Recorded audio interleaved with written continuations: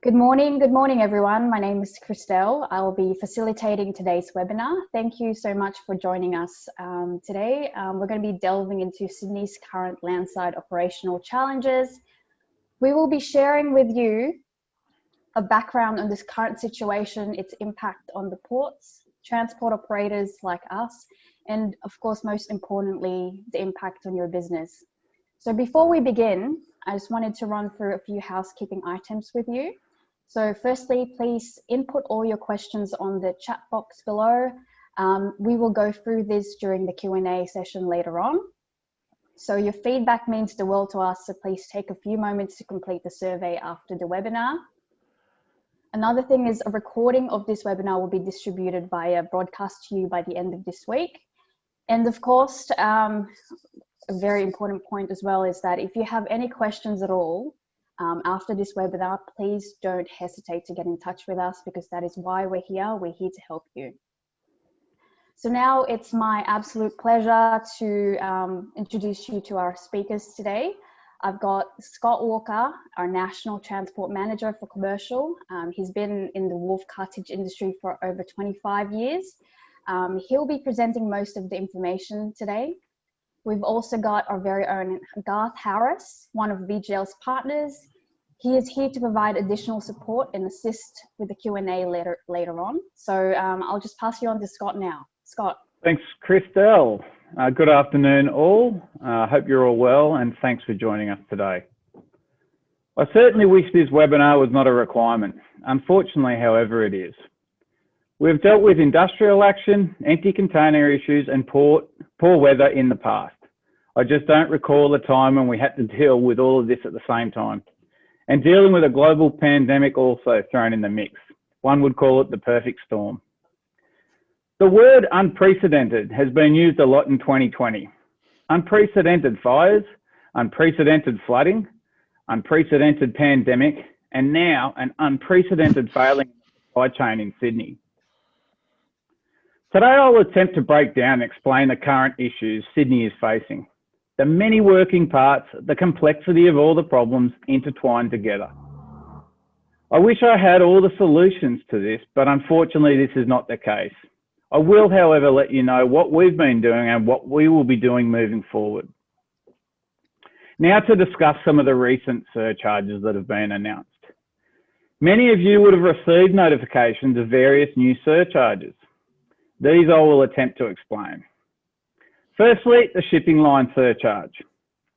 We've had some good news overnight where shipping lines have reconsidered the start date of this surcharge. Whilst we are yet to confirm all shipping line position, it looks like the congestion surcharge has been delayed and will start from ETD or expected time of departure, 14th of September or later, depending on the shipping line, not the ETA of a vessel into Sydney, which they advised a few days ago.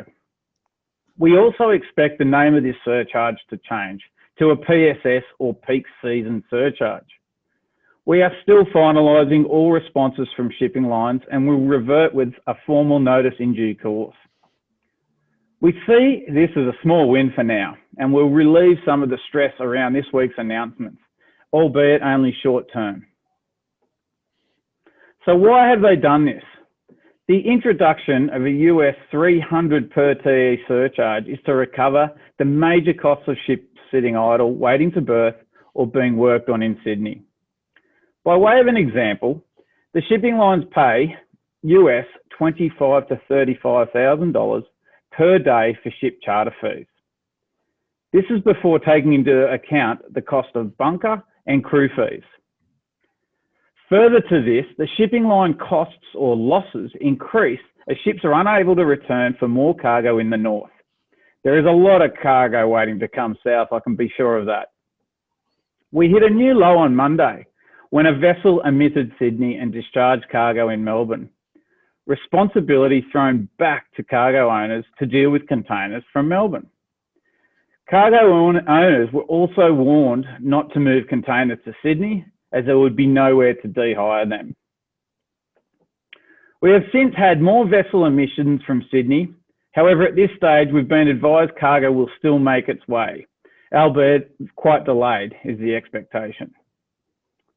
Okay, let's talk about the empty container surcharge. This has been an issue building for some time, which peaked last week with the closure of almost all empty parks in Sydney. Visa was unable to de-hire containers. This surcharge is to cover the following costs. Cost of additional transport. Daily, we are driving around to various empty parks and being told containers cannot be accepted, to be told to go to the next empty park. Often after many attempts, we end up back at Visa Yard and achieving nothing. The cost of extra redirections of empties. The cost of lifts in Visa Yards.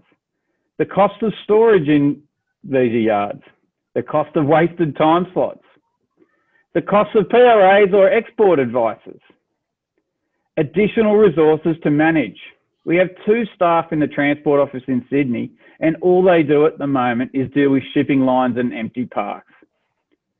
Possibly our only failing in this space is protecting our customer from these ongoing issues for so long and absorbing, up until this week, the significant costs associated with empty container management in New South Wales. I'll talk a little bit more about the empties later. So why has this happened and how did we get here? Storms. The ports often run 1, 2, sometimes 3 days behind. This blew out to 6 days behind due to the recent storms and low pressure systems off Sydney. I note there are 2 types of port closures due to poor weather.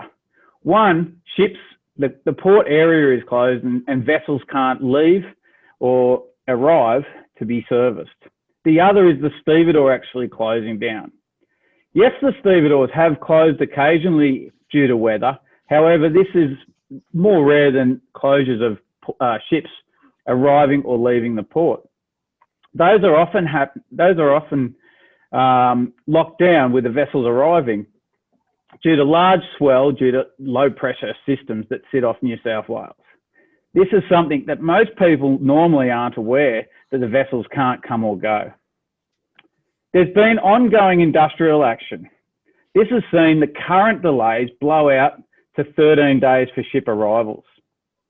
I'll talk more about industrial action shortly as well. There's been a massive unexpected volume surge in the market during this period. We're making up from lower numbers earlier in this year, that's for sure. There is currently an imbalance of over 30,000 TEU in the last 2 months, meaning we have imported more than we have removed. This also coupled with a reduction in empty container park capacity. Some parks have had to close or reduce capacity as the land has been acquired for the new roadway developments.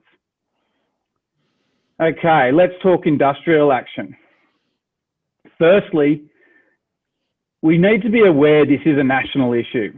However, it is being felt more significantly in Sydney due to the storms and the empty park issues. All 3 terminals in Sydney are working with a reduced capacity of 30 to 40%. Coupled with the storms mentioned earlier, has seen delays to vessels continue to worsen. The unions have mandated working bans on overtime, bans on additional shifts and work slows. This is crippling stevedore operations. There is also a ban on vessel subcontracting between the stevedores. Often the stevedores would swap vessels around amongst themselves to deal with the congestion issues. This has been banned by the union.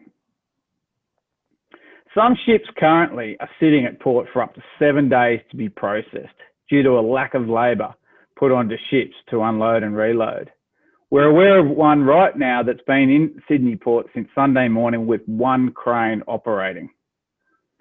We need government action swiftly to resolve these issues. I would like to read a statement I received overnight from the CTAA's Neil Chambers. Quote, I've had a long conversation today with Patrick Murphy, who is the Senior Advisor to Assistant Minister for Roads, Safety and Freight Transport, Scott Balch, who reached out to us about the issues. The difficulty that federal government ministers have is that currently the MUA is conducting its industrial campaign to the letter of the federal workplace laws. meaning lawful protected industrial action voted on by workers through the Fair Work ballot process. Hence, references by the Minister for Industrial Relations, Christian Porter, in the release urging the parties to seek the assistance of the Fair Work Commission in resolving the issues.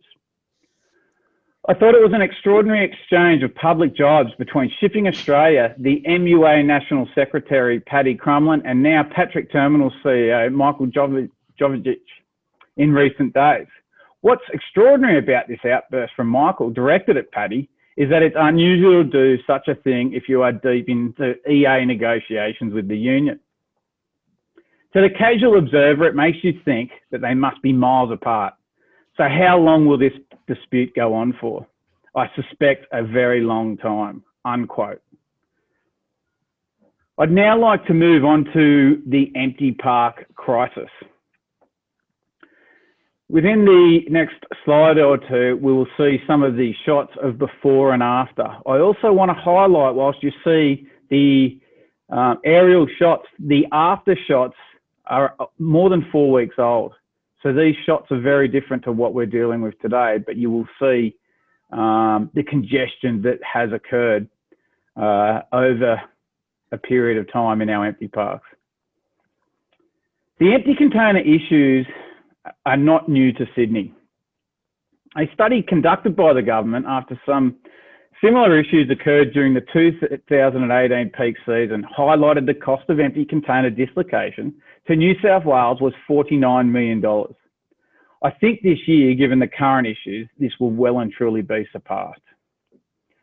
The issues we are currently faced with are as follows. We have reduced empty parks due to forced closures, making way for new roadways. Tyne St Peters is closed. MCS Cooks River has been required to give some land back, as an example. Melbourne Port has almost 10 more empty container parks than Sydney does. There are large delays in de-hire, sometimes as much as 3 hours. Lack of capacity for vehicles. There's a mismatch of operating hours versus our own operations and the stevedore operations. Archaic paper-based systems, too many shipping lines not providing electronic information to empty container parks. This exasperates the current issues of large redirections. Transport companies like us are effectively flying blind. There's a lack of empty evacuations. Due to storms and industrial action, the ports have not been able to load out or ship enough empties, now resulting in an imbalance of more than 30,000 TEU, as I've previously mentioned. Due to port delays and waiting times, when a ship pulls alongside, the priority is as follows. Import fulls off, export fulls on. If there's any time left, put as many empties on as you can. Now, this is a major problem because too often the ships are leaving without evacuating empties to the north. Australia is an importing nation. Our largest export commodity is empty shipping containers. New South Wales Port has always had the largest imbalance of any other state, being we are the largest exporter of empty containers in Australia. Now, some of the current solutions to all this are as follows. The government must intervene on the industrial action and stop the current work bans in place. It is really our only hope. Priority and certainty of empty container evacuations must occur. Both the stevedore and shipping lines must treat these as priority. We've been advised by some shipping lines that vessels are being sent to evacuate empties. These are known as sweepers. This was planned in the past. However, due to port congestion, these sweeper vessels skipped Sydney and went to Melbourne. We must ensure sweeper vessels are given priority at Sydney to evacuate empties. Lobbying government and shipping lines. Let them know the impact this is having on your business, please. What we are doing as a business. We're lobbying government and the shipping lines to do more. The pressure placed on the shipping lines is why we've seen a variation in the last 24 hours. We need to keep this pressure up. I'm an active member of the Sydney Port Transport Logistics Task Force and also a member of the Empty Working Group in Sydney, both government-run task forces are making ground and changes to assist ongoing issues. We do certainly have a big job at hand and more needs to be done. We have additional staff within the Transport Office. They are solely focused on container dehires, working with the shipping lines and empty parks, trying to get rid of containers as soon as possible. There's additional drivers and equipment have been deployed in Sydney. We are continuing to grow the driver pool in this time. We are also working additional shifts on the weekends to accommodate current demand. Lastly, we are very well placed in Brisbane and in our Melbourne facilities with large warehousing, large container yards to assist if there are more emissions that come to hand. Thanks for listening. I hope I've covered enough off without boring everyone. If I can now hand over to Christelle for a Q&A session. Thanks again for listening. Thanks Scott for all your insights. To all our attendees, if you have any questions at all in regards to the information that you have received today, please just take a moment to put your questions on the Q&A box below. For now, we did receive a few questions during the registration stage, so we'll just go through those questions now. So the first question is from Stefano. He is asking, what is the impact of the Sydney port congestion on the fumigation process? Will the fumigation lead time be slower than last year? What do you think, Garth? I'd be lying if I said that we weren't nervous about the upcoming BMSB fumigation season. The fumigation process takes space and it takes time. The time to fumigate the product is only 12 hours. It's the gas-free process after that that takes the time. Sometimes containers 3-4 days. They have to sit on the fumigation pad for that whole time until they become free of gas and be able to move away. What we've done at Visa, having 2 yards, where we will be putting our empty containers into the botany yard and moving our fumigation process out to our Erskine Park yard. As Scott said, we're 24 hours a day, so we'll be shunting the empty containers down during the night and we're blocking them into our botany yard to try and give us the space required for the fumigation to occur in a reasonable time. We've spoken to our fumigators. We're actually tossing up the process of potentially stacking the containers too high. We need workplace platforms to be able to access the top container. It's a bit tricky, potentially a little bit dangerous.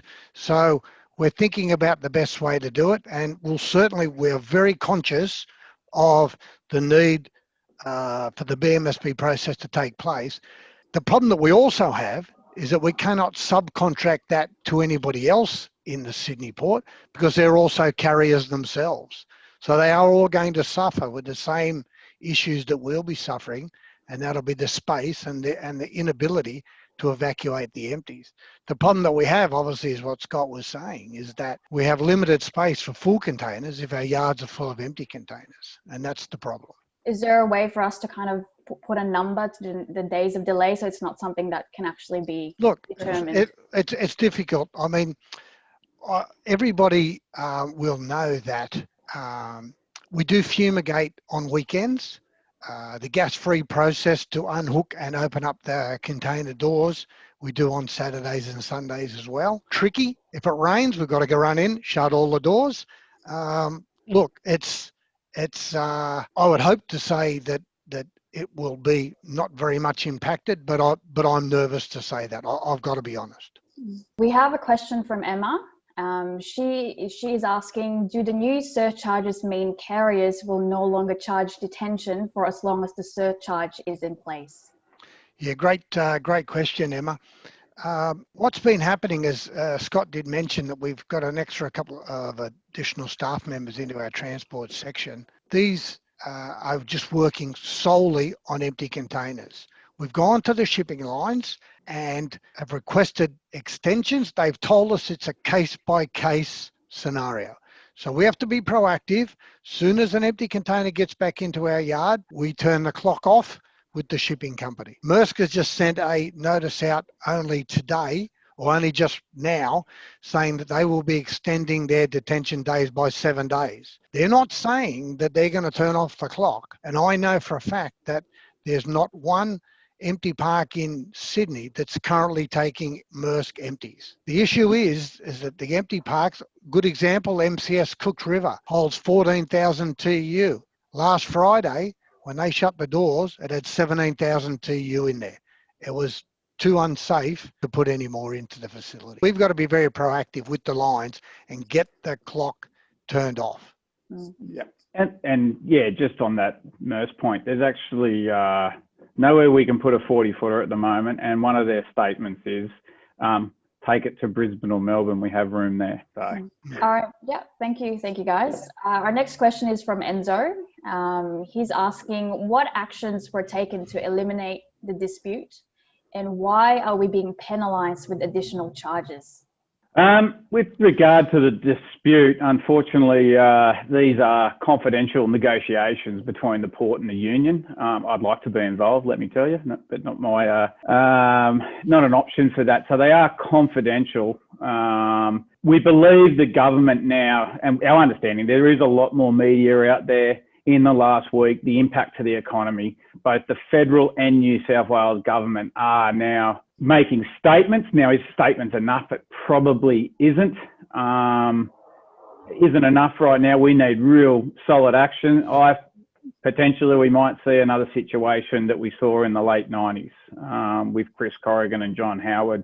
Is that the next move? I don't know. It is all three terminals, whereas in the past we've known it's a negotiation that's a single stevedore at a time. With regard to penalties, yeah, I think I've covered a lot of that, where these costs are coming from in my opening. Yeah, it's never good. I think from an empty perspective, we're sharing that around.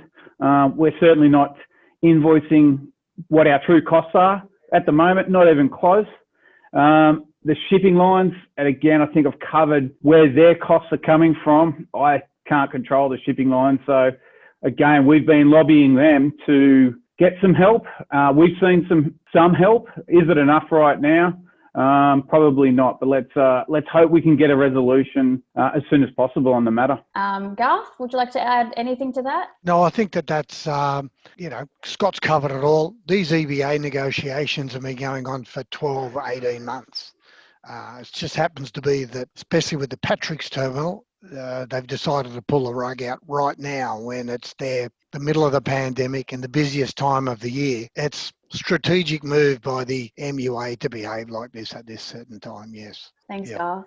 Yeah. We've got a great question from Sarah. I think that this question is probably something that we're all wondering about as it impacts us all. She's asking, what is the outlook for the future and how long will the current situation last? Well, we'd be of the opinion that even if the waterside workers went back to full capacity immediately, it would still take months and months to clean up the mess that's currently in Sydney. What it is the larger imbalance that Scott was talking about of 30,000 TEU. It's a lot of ships to get in to clean that mess up, as well as be discharging the falls and taking the export boxes away. I couldn't see any clear light until after Christmas. If the peak times that we're seeing now, it starts to go off the boil a little bit, we might have some little bit of easing of the pressure. We've got some tough times ahead of us, and believe me, we're working hard to tough our way through this. That's for sure. Did you want to add anything to that, Scott? Yeah, look, I am speaking with some government officials only yesterday, and it put to them, they need to find a very large space for empty containers right now close to the port. That is critical, because we could get to the stage where, for instance, if there's not enough empties leaving or I've got nowhere to put them, how do I pick up full containers? That is a real concern, and I've explained that to my contacts within the government. So that is critical. We need a very large hit of land just to block stack more than 10,000 TEU of containers. Now, that isn't easy around Sydney's port, let me tell you. And we know that New South Wales Port have spoken to SACL, or the Sydney Airports Corporation, about using car parking within the airport, which is currently not getting used. That is critical. The industrial action needs to, if not be sorted, it just needs to be reduced in some format that we can catch up. That's not the MUA's position. Obviously, they're doing this to make the biggest possible impact. Unfortunately, without those two things in place, this could get a lot worse before it gets better. However, we tick a couple of boxes, and even if it's part of what I've suggested just then, or even to the government, then we may be able to crawl our way out of this. But I'm with Garth. I think this is with us till Christmas. It will be a grind. Will it be at the same level we are right now? Let's hope not. And even to give you an idea, this port, as an average, handles 20,000 TEU a week. Even finding 10,000 TEU of empty container space, you need to it needs to be managed well and make sure these empties are being evacuated. Yeah, believe me, that's right. Exactly right, Scott. It won't take long to fill up another 10,000 TEU park. Next question is from Vittorio. He is wondering, what is Visa doing to try to minimise the adverse effect on customers? Look, Scott's spoken about this already. We're throwing resources, office-based resources, but also we're working very hard on the transport resources as well. There's a couple of different scenarios that we start with. First of all, we have casual labour through driver hire to cover our absentees and holidays. So we've got we have to make sure that every truck that we have is on the road every day. Additional to that, we have got subcontract labour employed, owner drivers, twofold, to deliver full boxes and also to help us with the de-hire of empty containers. After that, then we've also been able to rent some further equipment, additional trailers. You might find that we might be a bit slow getting a trailer picked up from a customer, so we need an additional rented trailer to cover our additional workload that we're trying to do. The loss of time that we're finding by our trucks driving around in circles trying to find an empty park, the continual grind every day once you find an empty park that you've got to sit there for 2 hours to get rid of your empty container, is a massive drag on our resources. As well as our drivers, we have to manage their fatigue levels, and also then we've still got to then man up over the weekends. We work both Saturday and Sunday in the Sydney port, in the Brisbane port, Melbourne we did as well, and Perth we did as well. It's as Scott touched on, it's a national issue, this stevedore problem at the moment, and it's hurting us in other places as well. Thank you, Garth. I'm just very conscious of time. We did get a few more questions in the Q&A, so if you guys don't mind answering them as quickly as you can so we can finish up today. We've got a question, from Frank. He's asking, is sending containers to Brisbane port and freighting down to the Hume Highway to Sydney a feasible workaround option? Most definitely. The Brisbane port will be a little bit less affected by the MUA because it is an automated port, robotic basically. So we have less reliance up here in Brisbane. Sorry, I'm from Brisbane. We have less reliance on actual physical MUA labour here. There's additional costs, of course. I wouldn't be bringing the container from Brisbane down to Sydney on a train or on a truck. I'd be unpacking it here, at least de-hiring it here, and then taking it down. I believe that the pricing from Brisbane down to Sydney is cheaper than Melbourne back up to Sydney, road freight. Or palletised load it is. Yeah. We've got another question here from an anonymous. Hi, will this impact our imports from Italy, Spain, China and Malaysia, as well as any extra costs associated with this? Can you please provide more information? Most definitely. It's across the board. We have another question here. What is the likelihood of the same situation occurring at other ports, specifically Melbourne? Yeah. And what are the likely flow-on effects nationally from the situation in Sydney? Big example are all these ships that are emitting Sydney. There was an example last week of a ship that emitted Sydney. It's a weekly service that would normally have an exchange of 2,500 containers. The exchange was 5,000 containers into Melbourne. It was 7,500 TEU they took off that boat because it was for Sydney and Melbourne cargo. Now, as we mentioned, the industrial action is national. All of a sudden, whilst Melbourne doesn't have the empty container issues that we do see that this potentially has a massive on-flow effect to the other states. Now, right now, we hope that it is only Sydney, but anything's possible here. If the industrial action maybe is halted here in Sydney, do the MUA flex their muscle and make it worse in other states? I don't know. A point too to the industrial action, but Garth mentioned it before. Some of the negotiations in Sydney are around automation. The MUA is trying to stop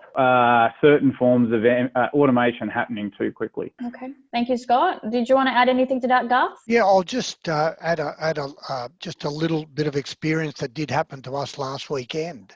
As an example, we had 19 slots booked for DP World last Saturday in Fremantle and got 9 containers. It was shocking. That's the only way to describe it. So it's the issue is everywhere. We had to scramble. We had to pull extra resources into work on the Sunday and then the Monday night late to be able to cover those ones that we missed. The problem that we have is that potentially the customers were promised their delivery on the Monday, but we didn't have the containers. And it's through no fault of ours. Our first guy left our yard at 5:20, got to the port opened at 7, he left there at 10:15. When they knocked off at 2:00, there's not much time left to get any more out. We had a couple of trucks working. It was ugly. Thanks, Garth. We just received a question saying, is Port Kembla an option? Port Kembla is an option for.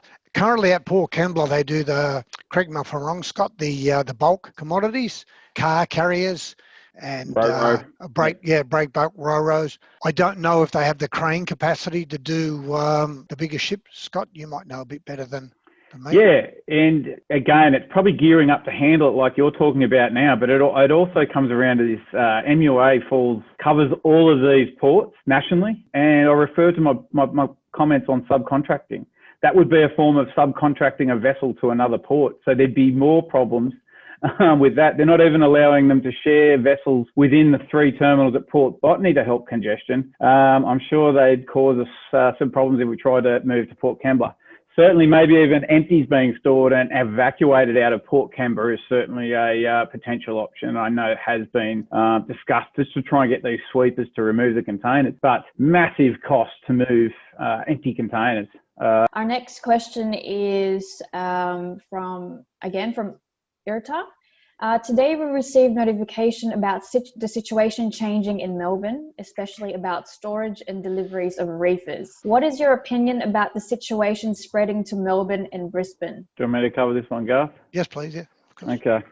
Look, it's a real possibility, and Garth just touched on that right then with the issues in Perth, and it's spreading. So an example last week, a vessel that normally does its rotation, or a consortium that normally does its rotation and drops off 2,500 containers in Melbourne, dropped almost 5,000 containers and 7,500 TEU. So the problem is real that it could spread. There's obviously some benefits in the other states, like empty parks in Melbourne, there's a lot more. And in Brisbane, you've got automated ports. So the MUA reliance isn't quite as high. The problem is the potential is there to spread, that's for sure. We're hoping it doesn't. And we again hope the federal government action, and we know that DP World have released today that they've approached the Fair Work for these bans to be stopped. We need to watch this space, and there's plenty of media about it as well. Thanks, Scott. I've got a question from Vince. He's asking, to help us better plan lead times and inventory turns, how much extra time should we add to cover these additional delays? Well, I think Scott touched on that, Christelle, is that some of these vessels are sitting out there for 13 days. It's a difficult estimation. If we have a vessel that turns up to the port on window, potentially that will be put straight alongside, and a ship that has arrived out of window will still be sitting outside the port waiting to get in. That's the problem. I'm sorry to sound vague, but I think that's about the only way we can put it. What do you think, Scott? Yeah, and look, even to add to that, the issue is now in Asia, China, Southeast Asia, because these boats are now being delayed by effectively 13 days, some of them. That's half a month. That's half a month that they're not returning to the north. You know, we've got containers waiting in China to head south because there's not enough boats that are going back north. There's not enough equipment going back up north to then be reloaded and sent back down. So the impact is actually not only a 13-day issue potentially in Sydney for your cargo, but your cargo could be delayed in loading out of Asia, China, Southeast Asia. So that needs to be taken into account as well. The rotations are now all out. Thanks, Scotty. Natasha is asking, is there any progress with using Sydney Airport car park or runway for space to store empties? No, there hasn't been as yet. I did speak with some officials from the port and the government yesterday. There hasn't been any ground made. I've given them some suggestions on other land that they could potentially use that they either have access to. These type of things, and I've said to them, you need to have something in place within 4 to 5 days, ideally by early next week. Otherwise, things are going to potentially get much worse. Alessandra's asking, what made the shipping lines change from ETA to ETD? Great lobbying by the visa executives in Asia and Italy. No. I must admit, Scott is right. It did help. We had legal advice where we believed that an imposition of cargo that was already on the water was not legal. We actually gave our point of view to the lines, and I know Vittorio lobbied the European head offices of, I know certainly MSC and CMA, and I think other people clearly had done that as well. And I believe that the efforts done by ourselves and potentially other forwarders made them realise their mistakes. We've got a question. I'm very sorry if I can't pronounce your name very well. Is it Zia? Yep. Is it legal for shipping lines to discharge containers in Melbourne omitting Sydney and then ask the consignee to bear all costs to bring stocks to Sydney? Can I answer their other question first? Yes, we do have 4.7 unpacked fumigation facilities. We have them everywhere. We have them everywhere. That's a much easier question to answer. Legally, I believe they can do it, but it's all down to the terms and conditions on the bill of lading. It probably comes down to a type of force majeure. Garth, did you want to add anything to? Oh, look, it's a minefield. It's a legal minefield. If you have a microscope and had a bill of lading and tried to read the clauses on the back of it, there's an escape clause for everything known to man there, unfortunately. Yeah. But yeah, we have 4.7 fumigation in all our facilities in Australia. Except Adelaide. Thanks, guys. Thank you. We've got a question from Daniel. He's asking, if containers are offloaded in Melbourne and can't be destuffed there without risk of damage to the product, what are costs to ship or rail the container to Sydney and then returning the container to Melbourne for de-hire? Okay, that's probably best that Daniel reaches out and I can quote him. Obviously, Maersk, and we understand Maersk has put out a rate card. To send to use the rail is cheaper than what Maersk has suggested, and that way you're getting your goods. However, if you are after a VOIP overnight service for a shipping container on the road, that is more expensive than what Maersk has offered because it's not traditionally a roadway. It's more line haul carriage or palletized loads. But by all means, I'm sure Christelle will have your details and I will reach out and discuss further with you, Daniel. Yeah, it's a little bit more complicated. Yeah, the cheapest option is to put the container on the rail, but it's no good if you then get the container to Sydney and then you have nowhere to de-hire it. That's the problem. And of course, the capacity, I know Erta's asked another question about the capacity. The capacity on the trains is limited. And if there's a massive influx of cargo to be moved from both Brisbane and Melbourne back up into Sydney, the trains will struggle with capacity, most definitely. We might need to have our last question only because we've run out of time. We've got a question from Hayden. He is asking, you had mentioned you are hiring subcontractors and are getting sub-employment to cover any holiday, leave, PH time off. Will this affect the quality and efficiency that Visa is able to offer customers? Okay. Look, the answer is the current situation is affecting our efficiency and our ability to service our customers, not our labour force. We're throwing more labour at the problem. You shouldn't see any effect. You'll see the deliveries to door should be the normal drivers that we use every day. When we bring on the casuals or the labour force, they're often used for our port runs and our empty runs. So the answer is no, you won't see any efficiency issues. However, right now we're all faced with efficiency issues because of the problems at the port, long delays with our trucks, long delays with trying to de-hire empties.